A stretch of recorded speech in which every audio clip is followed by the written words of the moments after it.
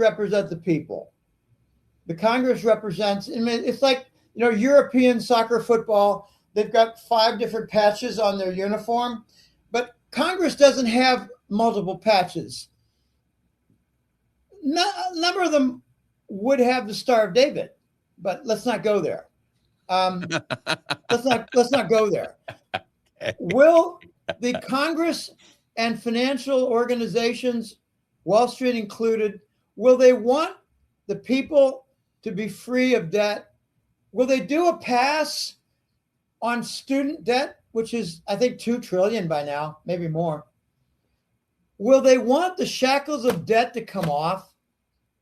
I say only if there's a complete renovation of Congress.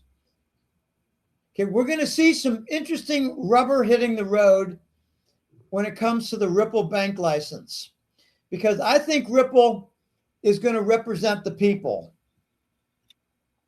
I think Ripple is going to make a lot of contracts. And this brings up something. There are two quotes. Garlinghouse said at the Swell conference, he said a couple things that are really important. Then he made a bombastic comment. He said, we're not looking to grab power from Wall Street. We're looking to share it. We're not looking to replace Wall Street in function since they're obsolete. We're looking to upgrade them. And,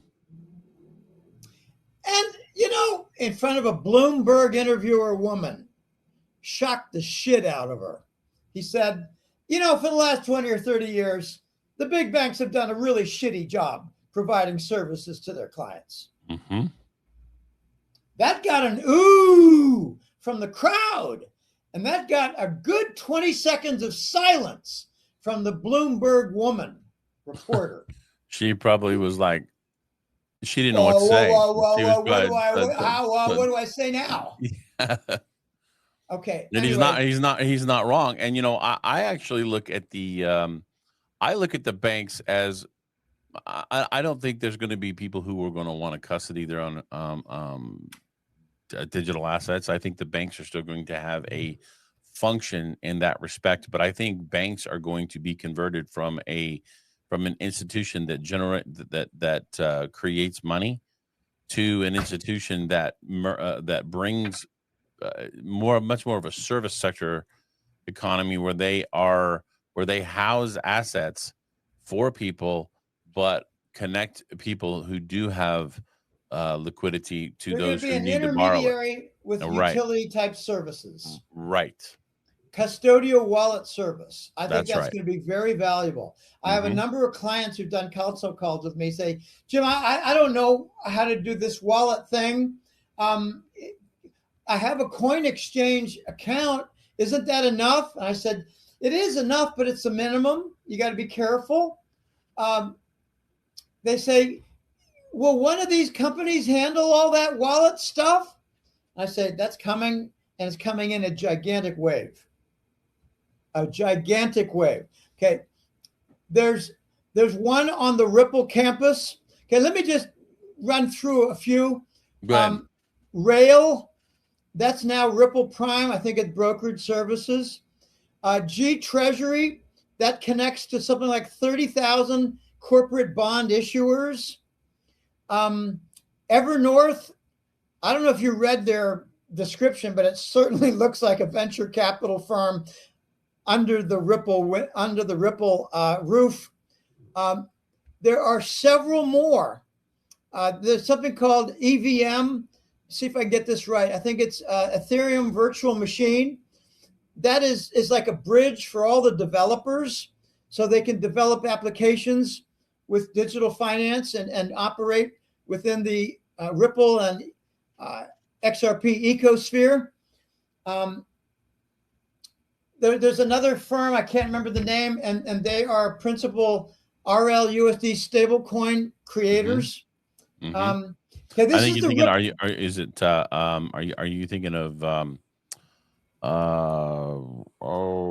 want to say RL, but that's wrong. No, I'm going to bring up my Ripple campus. what is the name of that company? It's not. I was thinking of Circle, but it's not Circle. I'm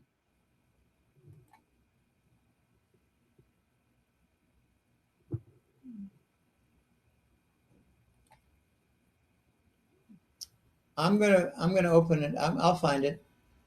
I did the Ripple campus.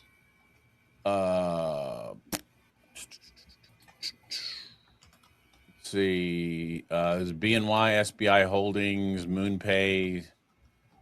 Yeah, you're right. TradFi. That's a new term.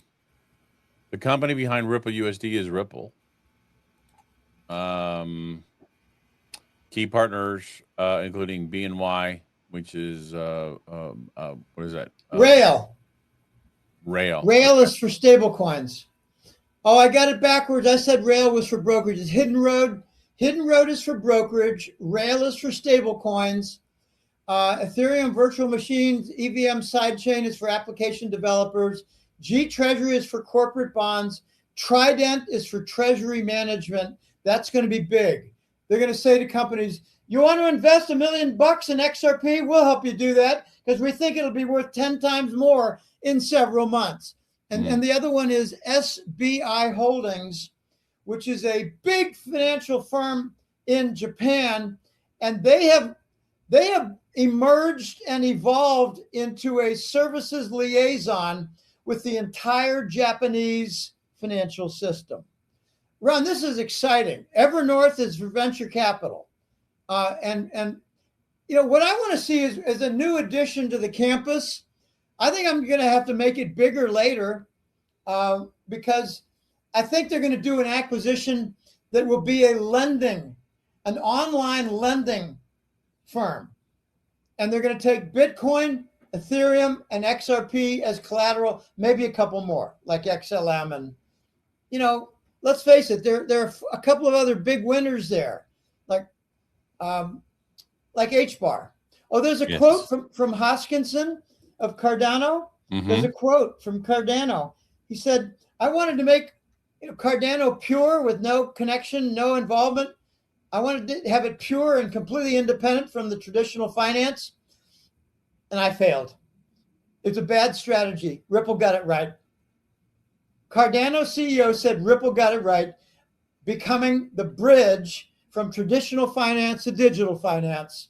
In other words, Ripple's going to get lock, stock, and barrel the contracts to upgrade the traditional finance sector. Right. Do you think we're going to see a dip on the price before it goes back up so that a lot more of the financial institutions can buy into it? I don't know. I really don't care. Okay. I don't care. I've seen a lot of attacks and got into the 190 handle and how quickly did it get back up? Next day? Okay, so yeah, it's like I checked it today. It was last time I checked. It was like $2 and a penny. Yeah, the $2 is serving as a foundation for a launching pad. It's at $1.99 right now. So I mean, it's hovering around the $2 range. Okay, these are very, very exciting times when it comes to the transformation. This is not once per generation, Ron. I think this is once per century. I'd even go bigger than that, but I know. I like to be a little conservative. I don't like to make really wild comments because people try to tear me apart, and I don't want to give them any ammunition. But it was the 1960s, the 60s, where the banking industry got computerized. They used the IBM mainframes. Yep. In the 1970s, we had digital mainframes. Mm-hmm. I learned on an IBM 360. And I go back to cards. I'm not making it up. I was a really hot Fortran programmer. I liked assembler language, but I thought, I've hit the limit. It's time to go back to mathematics. So I developed a right arm of computer programming and computer usage, computer advantages. Well, I got hired one summer at Carnegie Mellon just to write a bunch of programs. I thought, you're going to pay me $7 an hour to do that? Well, thanks, Dr. Shaman. Dr. Shaman, he hired me. He called me up when I was in North Carolina, Outer Banks. He called me up. He got word to my dad. I have no idea how that happened. I think the department had my number, and Shaman got my number through the chairman. And he called me up at the beach and said, Jim, you got to get back home because there's a job waiting for you. It'll pay you $7 an hour for the rest of the summer. All you got to do is write a bunch of programs. That's all I know, Jim. You think you can do that? I said, hell yeah, I can do that. I was a good programmer. I was really good at algorithms. Okay, you need to make a little flow chart before you do the program. Okay, anyway, Ron, back to XRP. We're in the middle of a transformation. This is a paradigm shift. It was 60 years ago that we had the last transformation. And then we had another transformation in the 1990s, maybe the 1980s. That was the online, the internet transformation. I believe that it really took off in the 1990s, where you had companies say, we've got our customer service and product information online. You can go in there, check it out. You can submit a complaint. I just submitted a complaint with customer service online a week ago, and I got a reply, and I got a satisfactory result. Online, we had news services and magazines. The banks had online. The brokerage houses had online. Ameritrade, Schwab, and Wall Street was not first in line. No, they weren't first. They were followers, because where the cartel exists, innovation is slow. And that's what we're seeing now. All of Wall Street is going to join in. Bank of New York Mellon wants to convert, I believe it is $52 trillion under management. They want to tokenize it all. And their favorite for the stable coin is RLUSD. Bank of America, almost the exact same story. Ron, I'm going to make a forecast. This is wild and this is fun. The big banks are still insolvent. I agree. 2 years ago, they advertised that they had $840 billion of insolvency, namely, which means the market value of their book of bonds, is primarily treasury bonds, the book of bonds, was below their book value, below what they paid for it. In other words, they were the suckers. They were the ones on a leash around their necks to buy treasury bonds at 1.5%, 2%, 2.5% for 10 stinking years. And now they're underwater because we're getting back to normal in the interest rates. So they were the slave bankers that had to buy treasury bonds at diddly percent. So here we are 2 years later, and I'm hearing that it's just under 500 billion, that the big banks are underwater, insolvent. How are they going to get out of that, Ron? JP Morgan buys 2 or 3 billion coins of XRP. Right. BlackRock, they're facing some bankruptcy. They've got all kinds of red ink. But I'd rather not talk about BlackRock because there's so little information about them, except that Fink leaked it out in a conference panel discussion. We've got an NDA with Ripple. He said, I can't talk about it. What's it? And he finally said, we have an NDA agreement with Ripple. Which means they've got exchange traded funds coming, and they're going to be big, big, big, big. State Street, ditto. Fidelity, ditto. Franklin Templeton is already out. And they're not making huge progress. It's the smaller ones that are making more progress. All right, here's my call, my forecast. The big financial banks are all going to want a couple billion minimum of XRP coins so they can take it 50-fold higher to 100 and get out of insolvency. Let's just make an argument. They got 2 billion coins. They're worth $2 each. They're keeping the price down so they can accumulate. So they got $4 billion in XRP, $4 billion, and they're going to drive it up 50-fold, and that'll become $200 billion for one bank. They're no longer insolvent. One bank, 50-fold, $100 price. And you think that's outrageous? I think you got a wake-up call coming, because $100 is going to enable certain large-scale functions, and it'll be a low figure for those large-scale functions. So then, is the crypto market going to be the escape hatch for the United States in terms of getting rid of the Federal Reserve? Is that kind of what you're talking about? Yeah. Yep. And the fallout will come with USD Tether. And I think when Tether collapses, I think Bitcoin's going to collapse.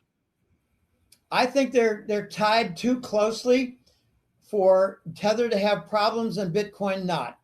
That's how I like to phrase it. I'm not going to say they will go down hard together. I'm saying that USD Tether is the most abused of the stable coins. I call it the Federal Reserve of stable coins. That's a good description, because they're printing money to cover the dump treasury bond by BRICS nations. Right. And Tether is doing something very smart. I give them credit. They're buying gold, that they want a firm backstop for when they get slammed. And I don't have any call for how it's going to, take form. I just think it's going to happen. I don't know how, I don't know when, and I don't think it's 2 or 3 years from now. All right. So I think we're seeing I think what we're going to see is, look, if Trump is leading the charge on a lot of this stuff, it has to be done within the next 3 years it has to be done in the next 3 or 4 months, Ron. I'm not disagreeing with that. I'm just saying. I know, but I don't care about long-term stuff. Well, I'm simply talking about trying to get things accomplished within the framework of a 4-year administration. Oh yeah, of course. And we're not even done with the first year. Yeah, we're not done with the first year. Look at all the progress we have in the first year, but not with Pfizer prosecution. But we won't go there. No, I think personally, I think you have to take care of the financial system first, because the financial system, everything runs downstream of the financial system. All of the illegal arms, all of the paying off of politicians, paying off of judges, all the migrants who got debit cards from United Nations, all that stuff is downstream of Federal Reserve note, and you replace that, and then you start operating with a functioning currency that's got some sort of a backing or what have you, but it is no longer a debt instrument like the Federal Reserve note is. Then that's why I think there's the possibility that we could see maybe not an entire, but some sort of a debt jubilee that where like I don't student loan debt gets wiped out. I mean, the credit card debt gets wiped out. I mean, I think that's a wet dream. I don't, maybe, and you could be right. I don't know. I'm just saying you can't bring a cancerous system into a system that doesn't have cancer, and then hope that the system is going to remain healthy.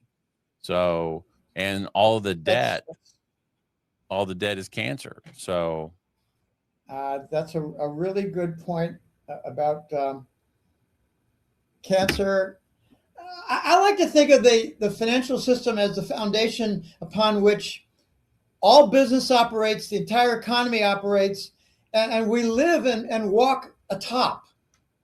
I mean, when you walk to the supermarket, you're on sidewalks. I get that. But you go into the supermarket and instantly, how are you going to pay that? Is that cash or debit card? How are you going to pay that? And then you got all these cards that are dependent directly on the company. Oh, do you have our debit card? Okay, because you got bonus points, we got advantages for getting a new sweater. Okay, we got all kinds of things. The foundation for the nation is the financial system. And if it's fraudulent, as ours has been for 54 years, we got unresolvable problems. We're going to have fallout that we're not going to be able to handle. Okay, Right. I'm going to make a point here, and I don't want to sound too crazy, but the dollar has a foundation of treasuries and U.S. debt. So we have labeled debt instruments as assets to serve as building blocks for the financial system, which is pure heresy. And you get no debate on that from competent economists. You only get a debate on that from Ivy League economist PhD morons who think debt is good and we can never have too much debt because we can always handle it. But now we're finding that we can't. So I'd like to take away their Ivy League doctorate degrees in economics because I think they're morons. Okay, so now we need to replace the dollar, which has a debt foundation, with something. Let's just focus on trade settlement. You're at a port, you got a ship, it's full of oil or container vessels or something, and in the dark side, it's full of kids. Right. And you need payments. How are you going to do the payments? Well, before we were using a treasury bill. But now the BRICS nations don't want, they're almost on strike with the treasury bills. We are using credits for oil tanker shipments. You got an oil tanker shipment, you got X billion dollars of credit of US dollars. Yeah, unbelievable stuff is happening. And it's not in the news. Innovation in trade payment. Well, here's the newest innovation. We've got a bridge asset that Russia honors, India recognizes, the Persian Gulf, entire Gulf, plus Iran recognizes. Japan, China, and Korea, they all recognize. Australia recognizes it. And even Africa, little Africa with their giant land and tiny economy, they recognize XRP as a bridge asset. Let's use it to settle trade. It's called a consensual handshake. One side says, we recognize that as real. The other side recognizes that we recognize that as acceptable to give us. And when the dust clears, the XRP remains reusable. And you got a consensual handshake that has been completed, and the trade is done, the deal is done, the payments are done, and you don't have locked up 25 trillion or 15 trillion in escrow accounts.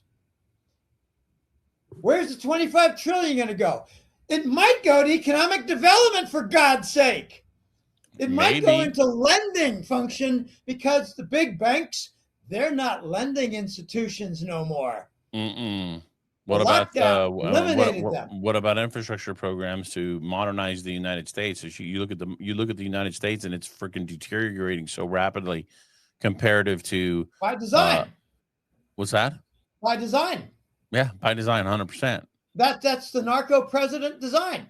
Papa Bush, baby Bush, Clinton, Obama. It goes back. It goes that's back 30 years of narco president.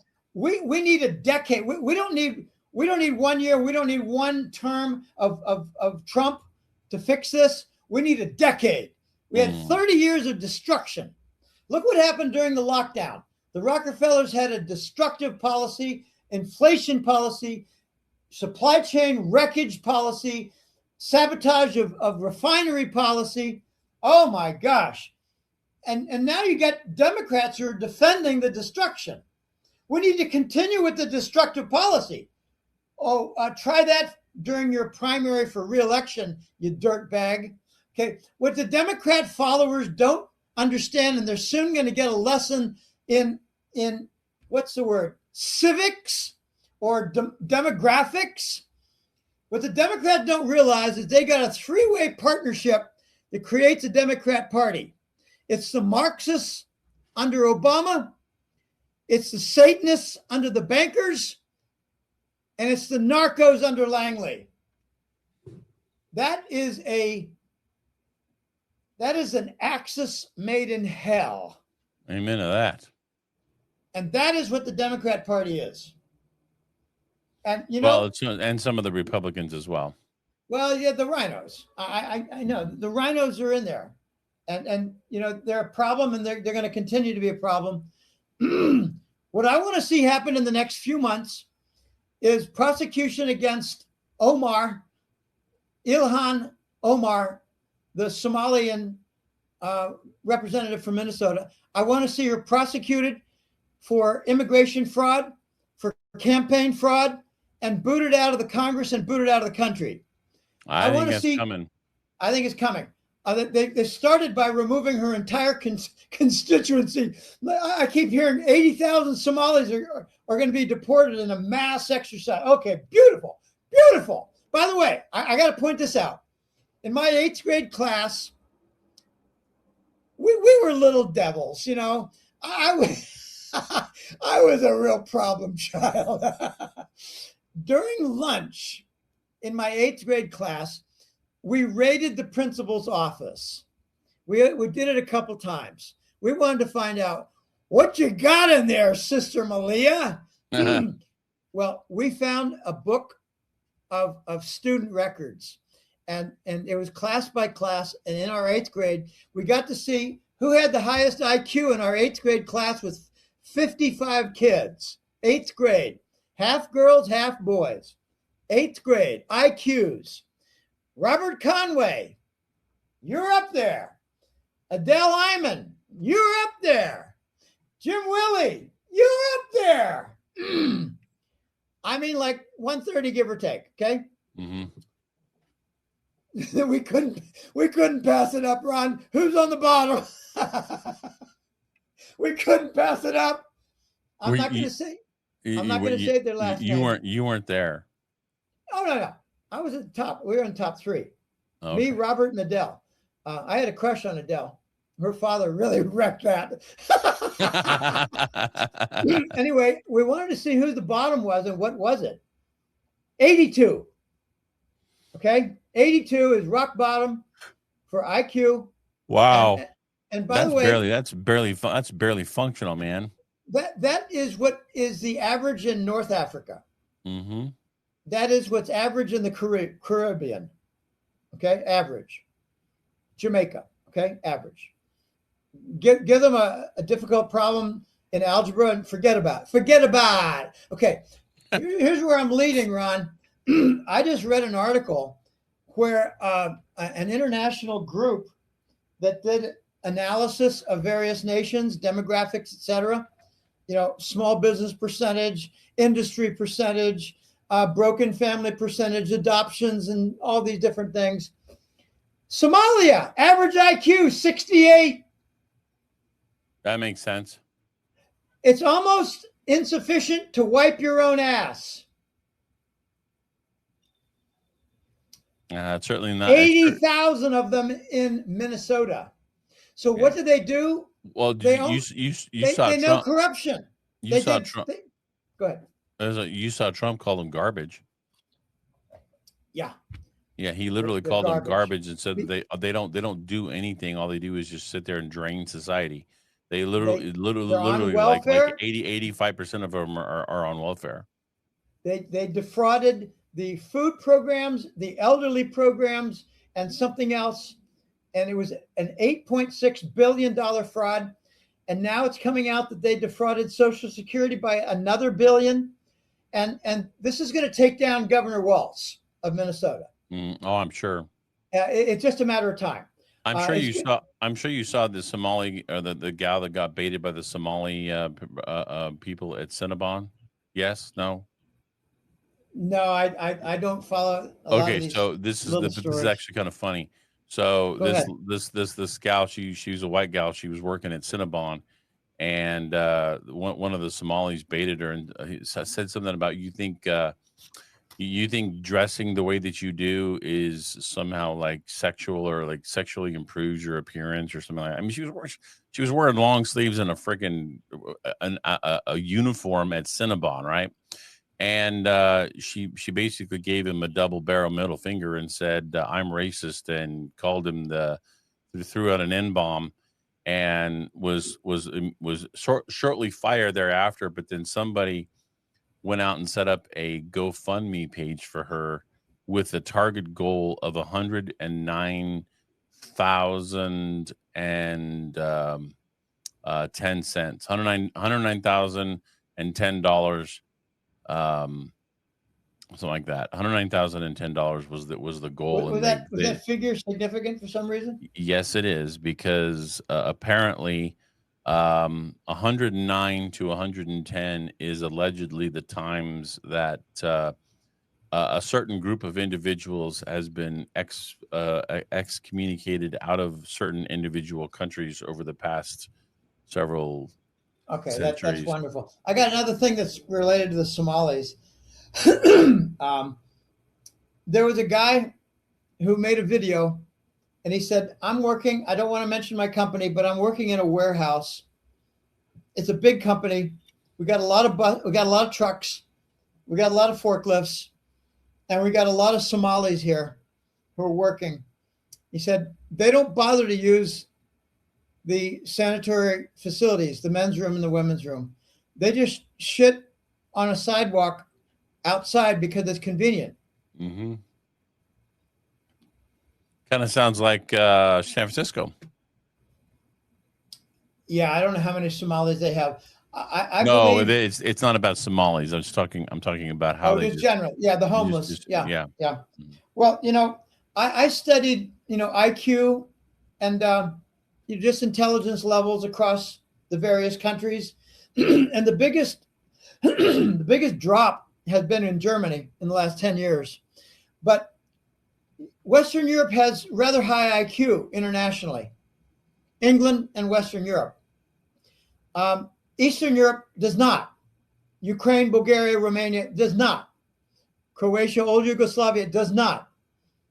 China does not. But China has so many people that they got a lot of intelligent people.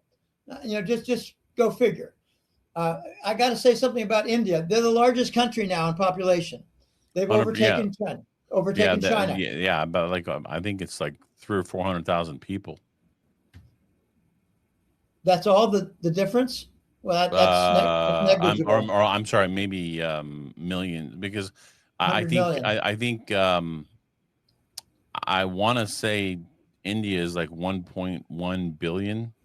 And China is like 900, and China has gone under 1 billion. Yeah, I heard. Okay, here are a couple funny facts. These are democratic funny facts that get you a little prize at Trivial Pursuit. The middle class of India has a greater size than the U.S. population. Mm-hmm. Yeah. Also, there are more people in China with a variation of the name Chang, which includes Chung, Chang, Chang, Chuang, and Sang with a TS. There are 350 million of them in China. Isn't that like the sounds you get when you throw a bunch of pots and pans out? I've known a few Changs. That's a joke. That's an old I've got a donor who's a Chang who lives on the East Coast.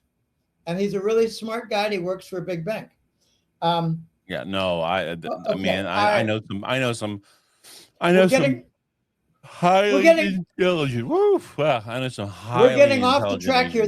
The point was that Somalis are bringing up the rear in human intelligence. They don't assimilate. They congregate for the purpose of running a scam. Mm-hmm. I want to see Ilhan Omar. I've seen a few videos of her being dismantled by Senator Kennedy of Louisiana, those are beautiful. He is a gem. He said to Alexandra Cortez when he dismantled her, he said, "You got an economics degree from Boston University? I believe that's economics and international affairs, not economics, because you don't know what inflation is. You don't know what the Laffer curve is. In fact, You got C pluses in your introductory micro and introductory macroeconomic classes. I wouldn't want you to reorganize and restructure the U.S. economy any more than I'd want to have you reorganize my sock drawer. Okay, he's full of a lot of folksy stuff, but I tell you, he rips them apart. It's not just that. What he does is he offers tremendous material for their primary campaigns to unseat them from Congress, and that's what's coming. But Ilhan Omar, she's different. She's probably going to get the boot because the FBI, and this has come out a number of different places, the Department of Justice, rather, has been using the FBI to gather evidence against Omar for it's immigration violation, and it's the more serious is campaign fund theft. Yeah, she paid a boyfriend $3 million. She used her own brother for a marriage claim in a scam to get immigration, or to get him immigrant status. Right. And you know, this Mondami in New York, he's got a laundry list of campaign violations that could potentially cause him a lot of problems. I don't think they're going to kick him out. What I think they're going to do in New York, Ron, they're going to let them get what they voted for, which is sinking sewage. Okay, center. so let me address that real quick because I think you're onto something, and I agree with that. I think what they're going to do is they're going to let these blue states die. They're going to die on the vine of this socialism garbage that they keep wanting to do, and I think that's one of the reasons why people like Cortez and the Squad and all these hardcore lefties have been allowed or allowed to win elections, or even made to win elections, to push the narrative. So to almost like you know how the frog jumps out of the hot water of the boiling pot. Well, I feel like what they've done is they've accelerated the rise of the temperature in the pot to cause a whole bunch of people to jump out, and that's why we're seeing such an increase in people changing away from the Democrats and coming over to the Republicans. And I don't necessarily like the label, but I understand that, you know, some of these people, they still maintain their, you know, their liberal mindset, but I do see a significant shift in how loyalty and partisanship. So and doctrine that they adopt. Correct. They're seeing that having immigrants come in who cannot assimilate and who are on welfare, maybe that's not a good long-term plan. No. Okay, we're seeing. I read somewhere that the Democrat Party had lost 10% of its followers just since the Trump inauguration. It takes a while, and some will never be converted. And I got to say this. Those who've been vaccinated with boosters that, you know, to amplify the effect, they might have some brain damage. I agree. They might have cognitive disabilities that are not very apparent unless they try to do a complex task and quit and say, I didn't need that anyway. That's highly plausible. I like to do complex tasks. I just solved the formula a little while ago and verified it for the Fibonacci sequence, a formula for silver price, 10, 20, 30, 50, 80, 130, etc. And I got the formula for it. It's got 1 plus the square root of 5 over 2 in the formula. But it's got also the conjugate, 1 minus the square root of 5 over 2. But the 1 plus the square root of 5 over 2 dominates as you get higher and higher in the sequence. Ron, for me, it was just a little mental exercise. Sure.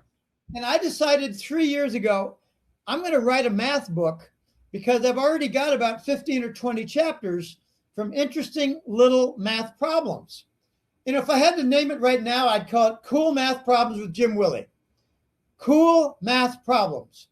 They're not for, a textbook for junior year, senior year mathematics in high school. That's not it. It's cool math problems. Okay, let me give you one example. The hypotenuse of a right triangle. You got two sides, A and B, and you got a hypotenuse of C. Well, C squared equals A squared plus B squared. That's right. Okay, 3, 4, and 5. Yep. 5, 12, and 13. They're called triplets. 5, 12, and 13. I believe that's correct. I haven't checked that in 25. That sounds right. That 144, sounds right. 169. Yeah. Okay. All right. Can you prove C squared equals A squared plus B squared? I've got it in a 5-line proof. I asked Sister Malia in my 8th grade class. I said, Sister, I keep reading about Pythagorean theorem. I got something. I got bitten, I think. I get bitten when I snooze. I said, do you have a proof of the hypotenuse, the Pythagorean theorem? And she said, I actually have not seen one. I said, well, I'll work on it. And I couldn't do it. And I went on to other things like, repair my bicycle or play softball. Those were very big, time-consuming pursuits for me. And I became a good cyclist and a very good softball player. All because you can solve the Pythagorean theorem. Well, you make similar triangles. You make a triangle inside the big triangle, and 3 triangles. One inner, one large inner, and then the overall. They're all similar. They all share the same angles. You make ratios and you work it out, and you get C squared equals A squared plus B squared. Not hard. Okay, but the hard one is what happens when the angle is not 90 degrees. Just call it alpha, and it's not 90 degrees. Well, then it's C squared equals A squared plus B squared minus 2AB cosine of the angle. And we call that the law of cosines. I call it the generalized Pythagorean theorem because the angle is not 90 degrees. And I actually asked my brother, hey, this is when we were talking. I asked my brother, I think it was about 7 or 8 years ago. Yeah. It was like 2007. I said, give me a hint, John. And he said, well, do the same thing. You got a triangle, but it's not a 90-degree angle. It's alpha. Just make right angles and make all these little triangles and get ratios and get sines and cosines and work it all together. And you're going to find that the cosine of the angle is really the cosine of the sum of 2 angles. So you got a lot of pieces to put together there. And then at the very end, you say, what's the cosine of this plus that angle? And that's the overall alpha angle. And you got it. So I proved it in 4 different cases. And it's one of the chapters of my book. And it's just fun stuff, but it keeps me sharp, Ron. That's how I got off on this little tangent, which is another mathematical term. I keep sharp. I have a chapter on determinants. Determinants are fascinating. And they're used in calculus when you have a change of variable. It's just like you have a change of variable and you have a change of volume. So what's the new volume and put it in? And it's really fascinating. Sometimes it's a stretch factor. But I'm still working on a book. I made a new chapter in October. And I don't know when I'm going to finish the thing. But I got 47 chapters, Ron. And it's 280 pages. I got some interesting stuff in there. But it's not for your everyday Joe. And I don't think you'd find much value in it because I don't believe you got a foundation of calculus. I took calculus in high school. It's been a long time. Well, you were in an advanced placement program then. I was. That is a feather in your cap, lad. I took I had calculus as a senior. That's good. Did you take more calculus in college? No, I didn't. I didn't really need to. I didn't really need to. What did you major in college? What? I was going to go into pharmacy school, and then I was working in pharmacy, and I'm like, yeah, I don't want anything to do with this. This is this is not healthcare. This is Sensory. it's an assembly line of medication for Yeah. people. Yeah, It's that's a all it is. dispensary that is an adjunct for big pharma. Yeah. Where all the agents are called doctors. Yep. Okay. Anyway, I don't want to get on. And I went to after my mom had her stroke, I went with her to her doctor appointment the other day, and to her primary, and he wanted to put her on a statin, and I'm like, yeah, that ain't gonna happen. No, you can put that prescription pad away, Doc. Yeah. Ask him, hey, have you guys taken up yet the cures for cancer, or are you still forbidden to mention ivermectin, fenbendazole, etc., that is part of the right to try bill by President Trump? Are you guys allowed to talk about that, or do you lose your license from your Nazi organization, the American Medical Nazi Organization? Yeah. Association. Well, Ron, I need to call quits here. I do too. I think I said I wanted to go 90 minutes, and we're like 45 over that. So, but it's okay. Yeah, I realize you're going to compensate me for this. Yeah, of course. I got 2 hours 10. Yeah, I'm seeing 2:15, but that's okay. Whatever. Yeah. I round down because of the starting gate. Well, this is February. I'm sorry. This is Friday, December 12th. You're getting me excited. You say February. That means spring training. Yeah. Because the Dodgers. You did not believe in your Dodgers when we were approaching playoff time. I did not. And that was not very impressive. I said to you, they're going to rise to the occasion, and you thought I was full of crap. Well, you know what? I was. They were not playing well at the end of September. They didn't have to. And I was nervous about that. So, your starting pitchers. I had good reason to be concerned, but they whatever they did, they put it together. Your number 4 and 5 pitchers don't pitch much in postseason, and you were smart enough not to let Clayton. What's his face? Clayton Kershaw. He only pitched to like 2 batters, and it was like in the 18 inning game. I think he pitched in the 12th. He was lucky. Yes, he was. Lucky. Yes, he was. All right. Well, you won the World Series, and I was very happy. I thought about you throughout the entire playoffs and the World Series, but I expected them to do well. What a gorgeous cat. Oh yes, this is my boy Fuchida. Yeah. The cheetah. Fuchida was he was the lead pilot when they attacked Pearl Harbor. Let me see his face. Bring his face up. Come here, buddy. Hey, Cheetah. Wow. He looks wild. Male? Yep. Oh yeah. No, I don't need proof. I just need your word. Yeah, he's a male. No need for a demo. He doesn't drift very far from me. He's like my shadow. I have 6, and if I ever had to, given like a Sophie's Choice situation, he'd be the one that I'd take. So Sophie's Choice. How many would you be able to keep out of 6 in Sophie's Choice? 3? I don't know. I have no idea. It would be dependent. It would be dependent on where. If I had to go find someplace to live and I couldn't take all 6, then I'd have to find homes for him. He'd be the one. He'd be the one that I would take. Here's a trivial question for you: what happened to Sophie at the end of the movie in Sophie's Choice? I don't even know. I've never seen it. I never wanted to see it. You know what Sophie's Choice was? I know exactly what it was. She committed suicide. Yeah, I don't blame her. Yeah, but it's too much. I just I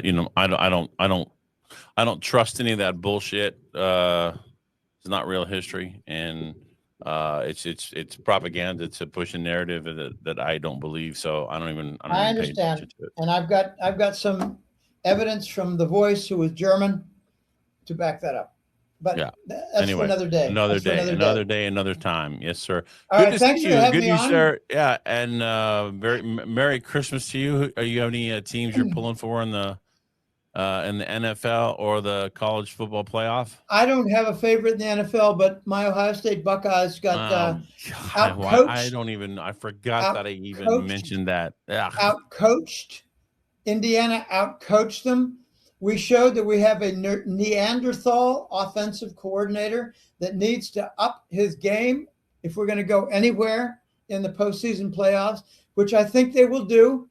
But let's just say that it was an exercise in Woody Hayes' stupidity for offensive play calling. Hey, we're in the red zone. Let's run up the middle. Yeah. Hey, it's second down. Let's surprise them. Let's do it again. Fourth down. We got 1 yard to go. Let's shock them. Let's shock the shit out of them and run up the middle. Yeah. We got the best receivers, perhaps in the nation. And when we get to the red zone, by virtue of their receptions, we stop passing and we rely on run up the middle to make Woody Hayes happy. I'm telling you, it is one of the biggest frustrations of Ohio State fans, including a couple of very loyal former players. Well, one. Anyway, watch Ohio State have much better play calling.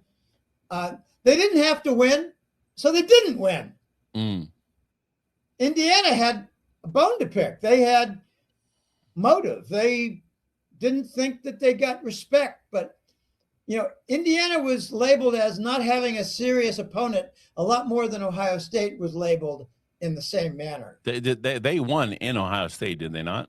No, they won in Indianapolis, where they do the conference. Oh, that's right. It was the conference championship game, and it was at a neutral not site. Exactly a home game, but it's in Indiana. Right. Yeah, well, it's right next door to. Yeah, but it's right next door to. I mean, it's not that far from Columbus, so it's like there were 4 red zone incidents with Ohio State. They got 1 field goal, 1 touchdown, 1 loss on downs, and 1 missed field goal. That is pathetic.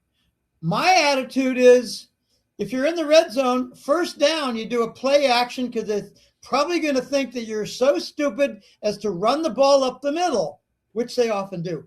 Mm-hmm. And you do a pass. You do a slant, you do a rub route, you do a corner, over the shoulder, you do something innovative. And if it doesn't work, that pass on first down, you do another one. So you got 3 chances to do a pass of 15 yards, and you're bound to have a success. But they had only 1 out of 4 successes, and it was an embarrassment in front of the entire nation. And you know what? I respect the fact that you think about me when the Dodgers play, but I can't reciprocate that with Ohio State. I'm sorry. I don't care. I have a saying. I wanted 3 years ago to have Ryan Day fired for being uninnovative and just being a good recruiter. That's not enough. And people say, but Jim, he won 10 games. But Jim, he won 11 games. And I say, he could have done better if he had better offensive play call. You hear that? Yeah. Yeah. I heard a purr. He's always that way. Anyway, we got some of the best players in the country, and we don't get the most out of them. Do you know who Timmy Trumpet is? Pardon me? So anyway, okay, so yeah, you don't know, but Timmy Trumpet's going to be coming to Dodger Stadium because we signed Edwin Diaz, who's the best closer on the market. So, who's Timmy Trump? What? You know what? Well, here, I'm not hearing you right. Okay, hold on a second. Let me show you something here. You'll let's see here. Since you don't know what I'm talking about,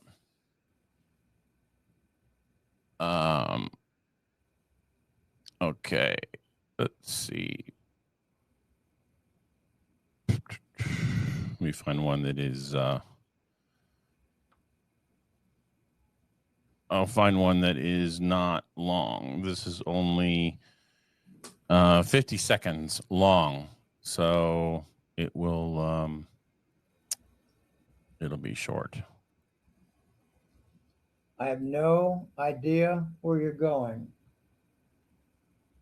So this is Edwin Diaz, and he's on the Mets. He left the Mets to come to the Dodgers. I heard about that. Go on. But here you go.